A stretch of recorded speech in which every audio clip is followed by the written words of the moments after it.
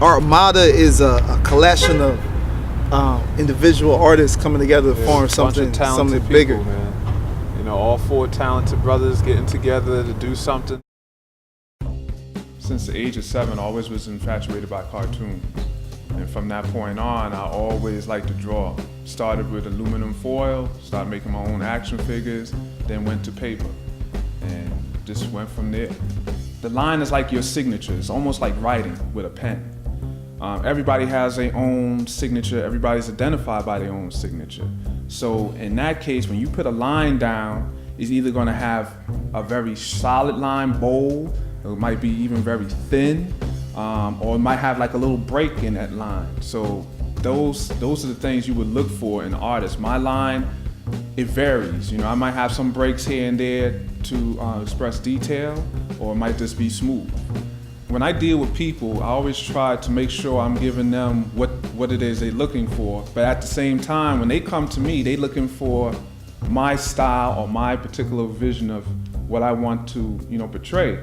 So if somebody asks me to draw a Captain America or Marvel or a licensed character, I'm going to draw it so that you identify that's Captain America, that's Marvel, but you're going to see my own personality and my own style within that character. When you draw something, you want to make sure that whatever the person is asking you to draw, you're going to depict that emotion, because that's what comic books is. It's a storytelling medium.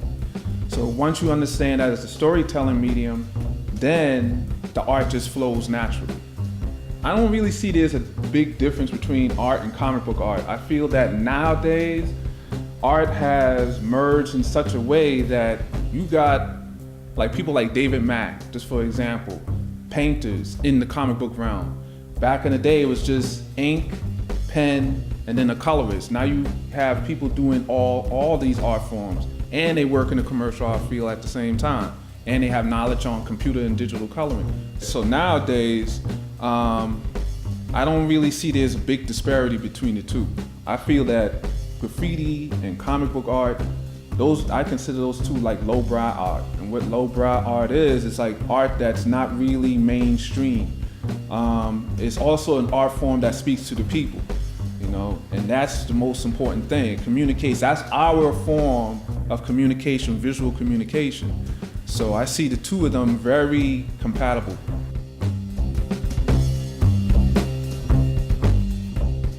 The greatest thing I would like to see for me is always to progress. I'm always a person that always pushes myself to try to get better and better, learn new things. So what I would like to see my art go to is more in the direction, not just stay in comic books, but branch into doing movie covers, book covers, magazines, featured, you know, doing that type of work, because you expand yourself that way. So that's where I see myself in the future.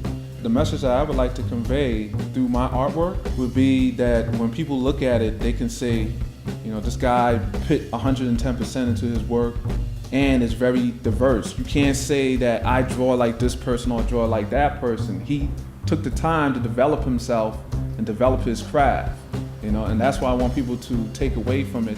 And also, you know, to young people, because I had a lot of young people come up to me too, you know, that, you know, it's okay to be an artist and to be yourself.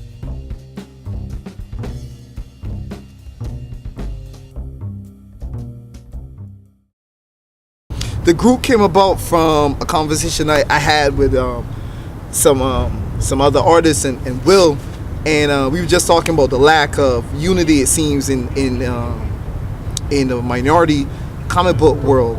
And you know, we said that we want to get together and we want to create a group, and it was just like kind of at first it was just kind of it was just back and forth, but then it was I was thinking about, I was like, why not do it? You know what I mean? Like why can't we actually make this happen? I called up some people that I knew were tight artists and that were good friends of mine that might be easier to work with than complete strangers, and see if they was down with it, and everybody said yeah. My mother inspired me to become an artist because I always used to see her draw.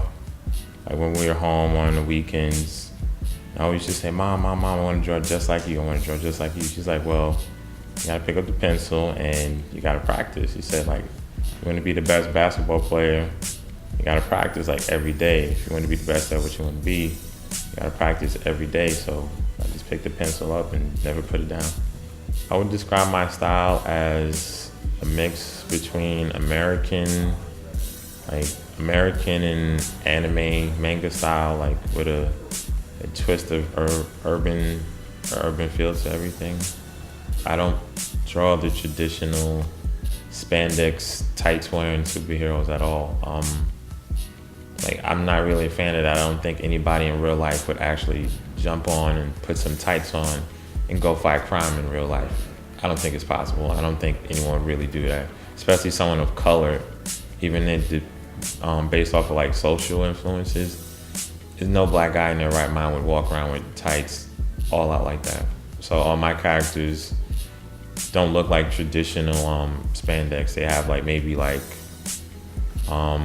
baggy clothes, jeans, Timbs on, or any kind of sneakers on, and like just like slight alterations. Like my anime influence would probably come in with like the fashion that I have for some of my characters. Like I have them like with some asymmetrical like zipper, or like the high collars that come up like past the nose and stuff. Like that's why I think the anime and the urban stuff starts to mesh for me.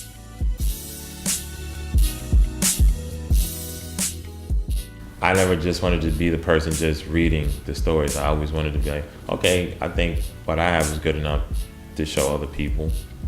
I may not be seeking the money aspect for it.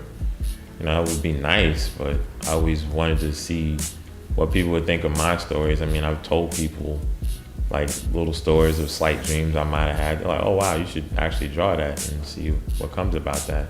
So like, there's some of the kind of things that help me make the move from a consumer to being a creator.